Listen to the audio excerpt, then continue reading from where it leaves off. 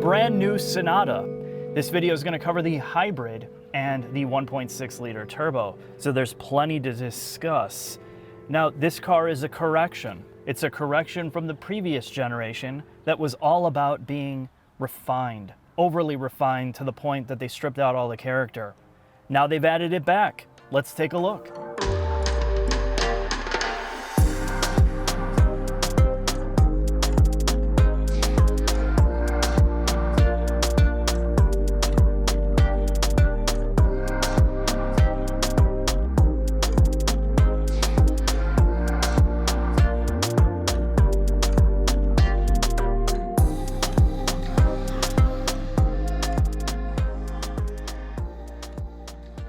You ever been to Fisherman's Wharf? I haven't, but I sure feel like I have driving the new Sonata, and that's why we don't talk about the exterior much, because there's too many jokes to be made, and that's not what we do here. We get serious. So let's get serious about the Sonata interior, because this was a huge part of their development goals, is to improve the premium materials and textures, because guess what? People complained about it. They said, oh, it looks cheap. Well, it doesn't look cheap anymore, does it? That's because you got to pay $36,000 to get the limited trim, where you get multi-tone leathers. You can get brown on the door. You can get grays and blacks and matte chromes. And when you look at this overall, Hyundai has gone from basically the worst interiors ever to one of the best. And I've said it about every single new Hyundai product. They continually improve, and they continue to listen to customers and media about what they can do to make a difference. Instead of copying everyone else, they decided to make their own steering wheel look. And it's a little bit awkward because you don't see this, but it's a nice touch. It brings character. The way they've added these padded or leather covers on the dashboard that just doesn't look like a giant slab of black plastic. There's all this detail work on the doors, the center stack, all of that makes a difference. The paddles feel pretty solid. There's a good use of physical buttons on the steering wheel that are very intuitive, except let's talk about two things. They have an obsession copying Germans. And this is one of the things that they looked at. They looked at a Mercedes dash and they wanted to do something similar. They wanted to have a track selector, an up and down button that's reversed like the old BMWs. And the worst thing that they've copied is the reverse tachometer from BMW. I know in America, in most places, we read left to right. So why would I want to read a tachometer backwards and then put the fuel economy gauge in the middle of it that reads left to right? And I know why they did this. Symmetry. They wanted to look even. What else is there to complain about? Since this interior is so good, I got to find something. Well, they went to shift by wire, which is a push button gear selection. It frees up space in the center console. It freed up enough space for the designers to load it full of gloss black plastic. And it's such an incredible design choice for a area that you're constantly interacting with. The HVAC controls as well. It's just all glossy in the screen. So I just want you to feast your eyes on this just for a minute, what you can look forward to. Now, let's talk about infotainment. So Hyundai and Kia have been not the cutting edge, but they've always made infotainment where it works well. It's pretty easy to use, and now the current generation, the screen is much wider. The screen resolution and quality is far superior to many manufacturers. The black levels are good. You can have this on at night without turning it off. You have a volume knob. However, everything's capacitive on the side, and it's frustrating. Like if you want to select your media, switch between Bluetooth or Android Auto or XM, whatever, it's always you're like, what the hell am I supposed to touch here? You swipe over, you have to touch media on the far right-hand side. There's no centralized control structure for this. It's all touch dependent. Now they have added things like the sounds of nature, which I used the other day when I was ready to have an aneurysm with work. I was so exhausted, I didn't want to pair up my phone. I just went in and put on the ocean sound effect. And there's gimmicks like this that seems kind of stupid, but it is a nice touch. And Hyundai and Kia are constantly adding little things like this of value. Their technology implementation is much better than many car companies. But let's get into the kind of cargo capacity, interior capacity, and all that. Passenger occupancy is a big deal for a sedan. This is one of the top 3 in the segment in terms of back seat room and front seat room. Only the Accord Best Sit and a few others, but this is classified as a large car, not a medium-sized sedan, which, you know, when you get in here, the seats up front are great. They're super comfortable. You can be big, small. The only thing is if you're taller, you might touch the headliner. In the back, they've lowered the cushion. They've kind of half padded it, so you sit lower than many other cars. So if you're taller, you fit back here much easier. And, you know, again, it's about cargo capacity, it's about volume, it's about technology and quietness, and that's all the things that they're trying to improve with this generation. But with that said, let's head into the shop and talk about the technical attributes of the hybrid and the naturally aspirated version. Underneath the Hyundai Sonata, this is the 1.6 liter turbo. Now I'm going to show you a lot of the footage from the hybrid version as well. The big thing, the big development goal for this car was to reduce road noise, vibration, improve aerodynamics, add more coverings, and reduce lift and drag. They did that with bumper design, they did that with active shutters, wheel spats, air curtains on the front bumper to help flow air around it, and then they've added more coverings or extended them, like this little alloy cover here that helps divert air and move air back. They've lengthened the overall distance of these composite covers that go farther back than they did before. They've added more sound insulation on the doors and the body structure, more structural adhesives, which help basically everything and strengthen it. They've added the option of having acoustic laminated glass on the passenger and driver side, and there's acoustic laminated glass in the windshield for all trim levels. Now, when you look at this, the front suspension is strut, but it's all aluminum. They've revised the suspension or the design of the suspension to reduce bump steer. This is supposed to be a quieter and more softer riding vehicle with more compliance. So I could talk about this a lot, but I'm going to talk about two of the main things up front. The naturally aspirated motor, which is a new 2.5 liter. The big change there, they've added direct and port injection, so dual injection on the motor. No turbos, no cooling issues, and they've paired that to an 8-speed torque converted automatic. If you were looking for probably something that's going to be less maintenance, that's going to last longer, the 2.5 makes a lot more sense than the 1.6 liter turbo, because this is direct injection only. There's more torque, and to a front wheel drive car without a limited slip differential, the 2 liter or 2.5 is going to probably drive better for most people than the turbo. Now the 1.6 liter gets an 8-speed automatic. The 2.5 liter gets an 8-speed automatic. When they do the upper trim or the N line, you're going to get a dual clutch unit, which isn't out yet. However, the hybrid is the most interesting to talk about from a transmission perspective. Most hybrid vehicles use an ECVT or CVT. It is continuously variable. There's no gears in it per se. Now, Toyota has added a first gear, a mechanical first gear, so you get off the line better. Now, Hyundai says that they want it to feel like a normal car with improved shift speed. They want it to shift faster than a traditional torque converted automatic. And the problem with torque converters and the hybrid drivetrain is they were worried about gear shock. They were worried about drivetrain shock from trying to do this on a car. You have all this electric torque or torque from the electric motor.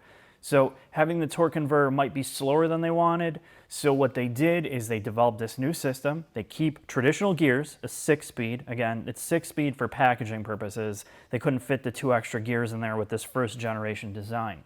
Take the torque converter out, use clutch packs, but it's all electronically controlled with their drive unit. So it's able to unslip and slip those clutches and synchronize the electric motor and the gasoline motor together and improve shift speed. So it cuts the shift speed in half if they didn't use this and they tried to use a traditional torque converter setup.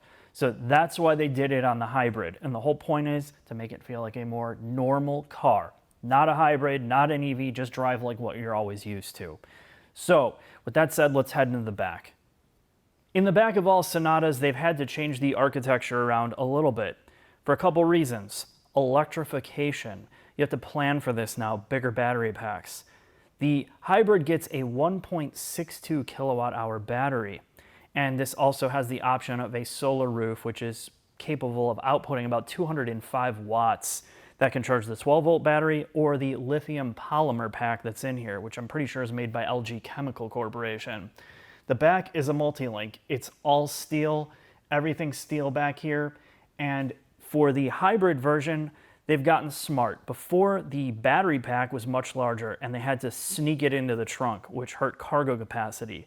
Now they moved it farther forward because the rear end has been redesigned for that. So the battery pack sits farther forward under the rear passenger seats. So that helps you, again, it makes it more like a normal car. You don't even know it's a hybrid.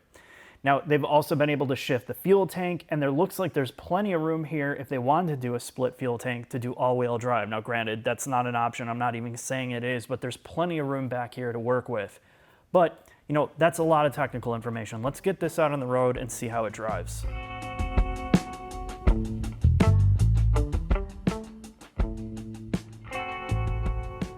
I'm setting off in the Hyundai Sonata. This is the naturally aspirated version. I've already driven the hybrid, so let's talk about it, shall we?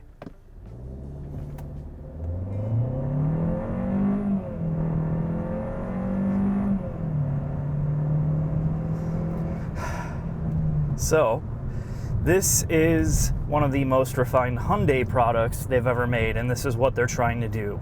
They're trying to blend the interior refinement, the exterior refinement, and making you feel like you're in a much more expensive product. I talked about this on the interior part. There's the German copying and then the Korean edge they're trying to plaster on it. And that's not that big of a deal. The big deal to me is the transmission performance. I'm gonna get right into that. This is the biggest negative of this car. It's a torque converted automatic and 8-speed.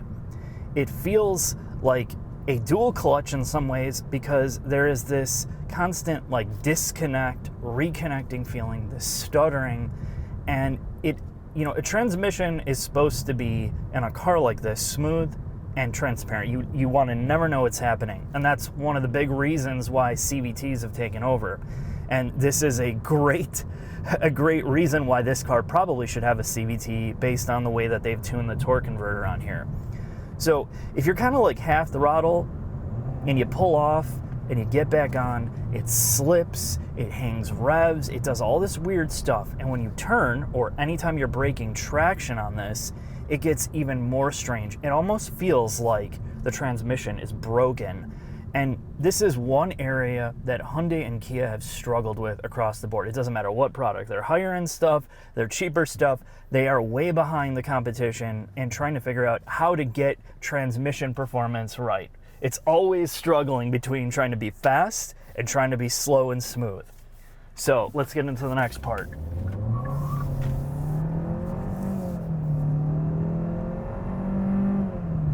The 1.6 liter that's in here, you basically have this engine, you have a naturally aspirated version, and you have the hybrid, and then they're going to have a high performance version. The problem with Hyundai and Kia, again, and this is related to the drivetrain, it's not that there's anything wrong with the motor. The way they've had it tuned is all torque, right off the line. They want you to feel like this thing's got a ton of thrust, and then it really runs out of steam when you wind it out. Now, the problem with putting all that torque down low is they have to constantly lean on their traction and stability control systems in these cars. So anytime you take off the line, because they don't have limited slips, you always get wheel spin. You're always getting wheel spin off the line. And it's very frustrating because the traction and stability control system constantly cuts power. So even when you want to get off the line, if you are in any inclement weather or slippery pavement, it feels way slower than it needs to be because it's not getting traction. And the traction control system is so invasive that it cuts the power for so long that you might as well have a 100 horsepower car. And this is the other part of the drivetrain issue. They have a good motor, feels great, except they don't know how to control putting the power down. They can't get the power put down on front wheel drive. So this is the big deficiency of the Sonata and most of the Hyundai front wheel drive products with their turbochargers. Now, when you get over that, this rides excellent. It's even better than the previous generation. It's even more quiet. And then the surroundings, the sound absorption, everything in here is great. This is a total cruiser. this is a great sedan in every single measurable way. It's spacious, it's comfortable, it's everything that you would want from that entry-level luxury car jammed in here. The input points are great. The steering is light enough where it's not overly synthetic, but still tries to give you some connectedness that you feel like you're driving the car versus it driving you. The safety suite works really well without being overly annoying and intrusive. When you're using them, they're not distracting, and that's exactly what you want from a car like this. So the pros are this: great ride, really comfortable, super quiet. The lows are transmission and the way that the engine performance is tuned, and the fact that they're still trying to ramrod all of this through what feels like an archaic front-wheel drive platform. In terms of putting the power down, that is where they need to improve. But let's get off the line here before we get into the final thoughts.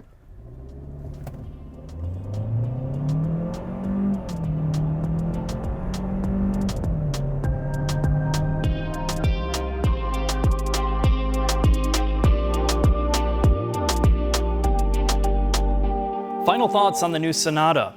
I drove the hybrid and the 1.6 liter turbo. And by design, they wanted to do a few things. One, make the interior far better in terms of quality and less bland. The exterior styling had to be the same way. Now, whether you like that or not is irrelevant. They did try to put a little bit of something different in there. This is way more Hyundai than previous products that were just kind of like a cardboardish, kind of very corporate or copy and paste job from other brands. Now, there's still some of that there. There's still inspiration from German cars, but it's not so blatantly obvious, and that's why I like the Sonata. And this is going to be shared on the same architecture as the Kia K5. So you kind of have two options there if you don't like the styling, and that's one of the good things about corporate Hyundai. Now, the drivetrain, when you're driving the Sonata hybrid, the best thing about it, and this is by design, they put a ton of effort into this, you don't know it's a hybrid. They don't want you to know it's a hybrid. It has a traditional automatic transmission that has gears. It doesn't have that CVT effect. It's pretty quick to shift, and its transition between kind of EV or hybrid mode and gasoline mode, you don't even notice it. And that is something that, again, is very hard to do, and I appreciate that. The gasoline version is very similar to what you found in the previous generation Sonata with the turbo. It's got all the same drivetrain deficiencies, which I beat to death in the drive. So they did a great job interior, quietness, refinement, drivability when you're cruising on the highway, even fuel economy on the both versions. In the hybrid was great, I got over 40, but they still need to do the refinement on the drivability part. This is a total cruiser. It's huge on the inside, which is great for people that need the space and still want a sedan.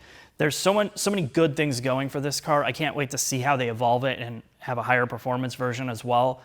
But take a look at it and let me know in the comments what you think about this car, and if you've driven it, what you think. Thanks for watching. I'll see you next time.